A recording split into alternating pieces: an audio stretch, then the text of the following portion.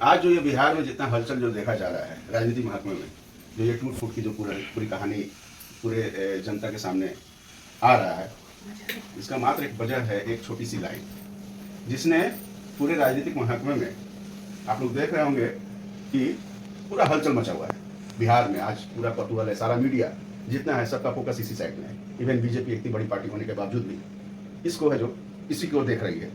तो बीजेपी तो एक अपना चांस देख रही है कि वो किस तरह से इस मौके को अपने फायदे में ले, अपने पल्ले में लेके, क्योंकि उसका मेन फोकस है मोदी जी को फिर से दोबारा और भारी बहुमत से बहुत मजबूती के साथ उनको पीएम प्रोजेक्ट करना।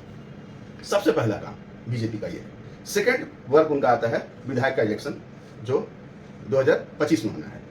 ठीक है, तो कहने का मतलब यह है कि अगर ये बात बीजेपी को सच में पता होता कि ऐसा संभावना है कि नीतीश जी और लालू जी तेजस्वी जी के बीच में ये खंडन हो सकता है, महागठबंधन टूट सकता है, तो आज ये जो कर्पूरी जी का जो अनाउंस हुआ है 4 दिन 5 दिन पहले अयोध्या के बाद कि उनको भारत रत्न का वो पुरस्कार दिया जाएगा, ये शायद ना होता। लेकिन इसको इसलिए किया गया केवल ताकि कम से कम कर्पूरी ठाकुर की वजह से उनका वोट बैंक है जो बिहार राज्य में थोड़ा सा मजबूती दे। तब तक इनके पास आ चुका है ये कहानी कि ये जनता दल यूनाइटेड, तुम्हारा ये राजद, ये दोनों है जो आपस में भिड़ गए। और एक छोटी सी लाइन जो लालू जी के करने से ये आ गया, ठीक है, समझ गए, लालू जी के करने से ये छोटी सी लाइन आ गई। लालू जी का महज मात्र एक गलती था जो उन्होंने बोला था कि आप बनो दूल्हा हम बनेंगे बाराती। भाई साहब, ये कह के आपने पूरे कहानी को ही पलट दिया। क्योंकि शुरुआती दौर में अगर आप देखना चाहेंगे तो ललन जी का जो राष्ट्रीय अध्यक्ष से जो पलायन किया गया, हटाया गया, ये क्यों किया गया, इसके पीछे क्या रीजन था? क्योंकि इसके पहले ये कहानी था कि नीतीश जी को सब लोग, चाहे जो भी थे उनके पार्टी में, चाहे अपोजिशन में, सब लोग मिलकर यही कह रहे थे कि आप पीएम प्रोजेक्ट, पीएम हैं, पीएम मटेरियल हैं, आप पीएम के लिए इनको प्रोजेक्ट किया जा रहा था। नीतीश जी को लगा कि सच में अब हम पीएम बन के फाइनली हम आगे चल लेंगे, और इनके दिमाग में ये भ्रम पल भी गया था, जबकि उनको ये पता होना चाहिए था कि मोदी जी के जो रहते पीएम तो वो नहीं बन सकते हैं। लेकिन फिर भी कहते हैं भ्रम भ्रम होता है, लोग है जो समझते नहीं ये बात को और वो अपना भ्रम पाल लेते हैं। रीजन क्या हुआ? ललन जी जो थे राष्ट्रीय अध्यक्ष, वो भी यही बात बोल रहे थे, आप पीएम प्रोजेक्ट हैं, पीएम मटेरियल हैं। उपेंद्र कुशवाहा जी ये भी बोल रहे थे, क्योंकि वो भी राष्ट्रीय संसदीय बोर्ड के राष्ट्रीय अध्यक्ष थे।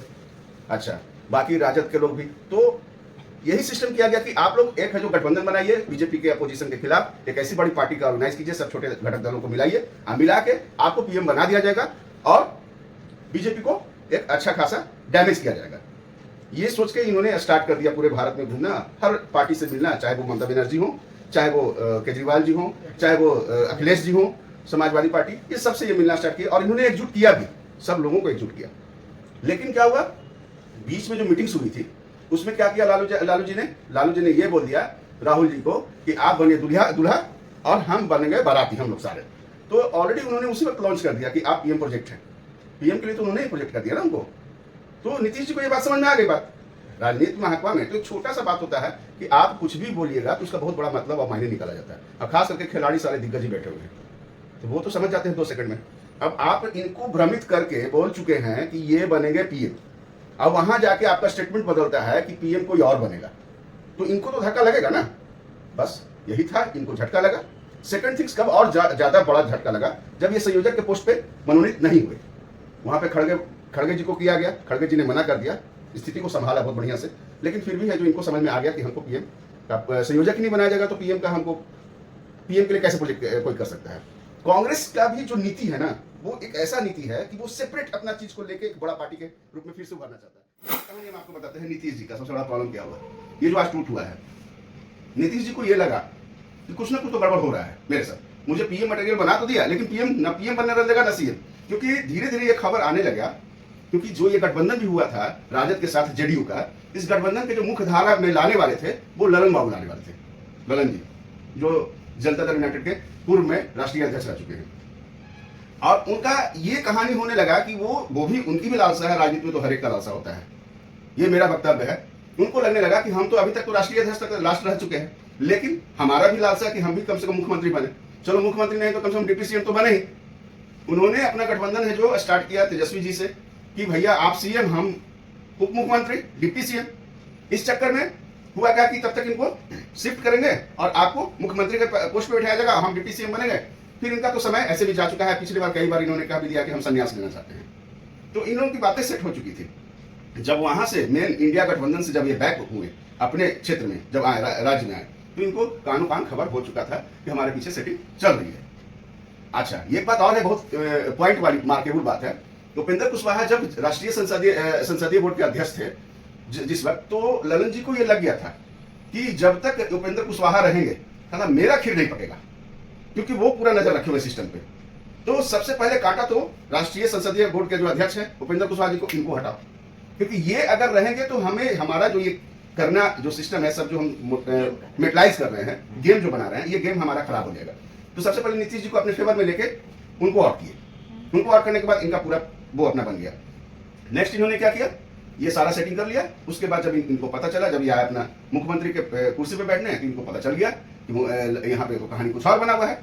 तब इन्होंने बाय फोर्सली या जिस भी तरह से समझा के या बुझा के या जैसे भी करके ललन जी को राष्ट्रीय अध्यक्ष से हटा दिया। कार्यकारिणी का मीटिंग हुआ था, आप लोगों को पता ही है सबको कि कार्यकारिणी का मीटिंग हुआ था दिल्ली में, न्यू कॉलोनी में, और वही मीटिंग करके इनको है जो राष्ट्रीय अध्यक्ष से हटा के यहाँ पे बैठा दिया गया, नगण्य कर दिया गया। जितने इनके विधायक थे ललन बाबू के, वो सारे समझ गए कि जब बॉस का ही जब सेंटिंग पोस्ट मिल चुका है तो हम लोग ज्यादा उछलेंगे तो हम लोग का भी काम खराब हो जाएगा। इसलिए सब कुछ इन्होंने सेट कर दिया। इस बहाने वापस ये अपना मुख्यमंत्री सिस्टम पे आ गए। बहुत सारे ऐसे भी थे जो ललन बाबू से चुप थे, बहुत सारे नेतागण, कार्यकर्तागण, बहुत सारे मिनिस्टर्स, बहुत सारे ऐसे विधायक जो उनको नहीं देखना चाहते थे, लेकिन बहुत सारे ऐसे भी थे जो उनके अंडर में भी थे। तो हो सकता था कि पार्टी में टूट हो जाता, पार्टी खराब हो जाती, लेकिन उसको संभालते हुए नीतीश जी ने ऐसा काम किया, बचा लिया उन्होंने अपनी पार्टी को। लेकिन चूंकि इधर से क्या हुआ कि पीएम मटेरियल खत्म हुआ और इधर से लालू जी जो प्रेशर डालने लगे।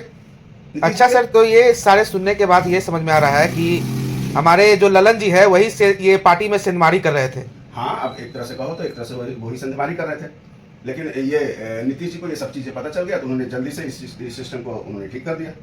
इसके पहले तो कहानी तो बहुत गड़बड़ होने वाली थी, लेकिन इनको अच्छा यहाँ पे क्या हुआ कि ये जो पोजीशन अभी आ गया है, जो भाजपा के साथ इनको जाने का मजबूरी जो है, हमेशा मजबूरी में ही पलटते हैं ये। इनके साथ भी प्रॉब्लम होता है नीतीश जी के साथ, जिनके साथ जाते हैं वही इनको आफत कर देता है, चाहे वो भाजपा हो चाहे वो राजद हो।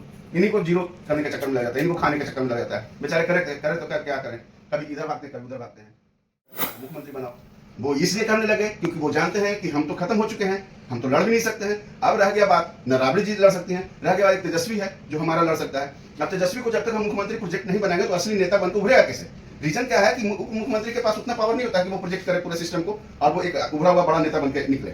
उसके लिए उसको मुख्यमंत्री का पोस्ट चाहिए ही चाहिए, पद चाहिए ही चाहिए। अब वो मुख्यमंत्री का पद अभी 1 साल 2 साल है, जो इस बीच में अगर बन जाता है तो एक बहुत बड़ा नेता बहुत बड़े फैसले वो ले सकता है अपने जाति के लेकर, अपने समाज को लेकर, अपने पब्लिक को लेकर, जनता के लेकर बहुत बड़ा वो फैसला लेगा, जिसके कारण से वो एक बहुत बड़ा नेता प्रोजेक्ट हो सकता है। अच्छा सर, ये सब जो सारी चीजें अभी बिहार में चल रही हैं, इस पे आप क्या कहना चाहते हैं? यही तो बता रहे हैं हम आपको कि उनको ये लगा, उन्होंने ये क्या किया, प्रेशर देना स्टार्ट किया नीतीश जी को कि आप छोड़ो इस गद्दी को, नीतीश जी को दो, तेजस्वी को यहाँ बिठाओ, आप मुख्यमंत्री बनाओ और आप जो भ्रमण करना स्टार्ट करो। अच्छा, नीतीश कुमार संयोजक बनना चाहते थे पूरे पार्टी के? अरे तो भाई बनेंगे नहीं, सारे पार्टी को एकजुट उन्होंने किया, सारा मेहनत उन्होंने किया, केवल इस भ्रम में कि हमको पीएम मटेरियल बनाए हुए, सब पीएम में प्रोजेक्ट करेगा, हम पीएम बनेंगे, इसलिए उन्होंने इतना मेहनत भी किया है। ये सफल भी हो जाता अगर गलती से इनको संयोजक का पोस्ट दे देता, बाद में खलबली करता, कचरा करता, 6 महीना बाद तो हो ही जाता है, एक दिन में यहाँ कहानी पलट जाता है। 6 महीना बाद करता है, तब तक इनको है जो उनको उधर का लोग देख के उधर घुमाता रहता, पूरा इंडिया भर में भ्रमण करवाता रहता, ये पोस्ट खाली करके सीएम प्रोजेक्ट कर देता अपने तेजस्वी जी को। ये लालू जी का ब्लंडर मिस्टेक है। अच्छा, लालू जी का ये ब्लंडर मिस्टेक है ना, जो वो कह दिए ये बात जी। अच्छा।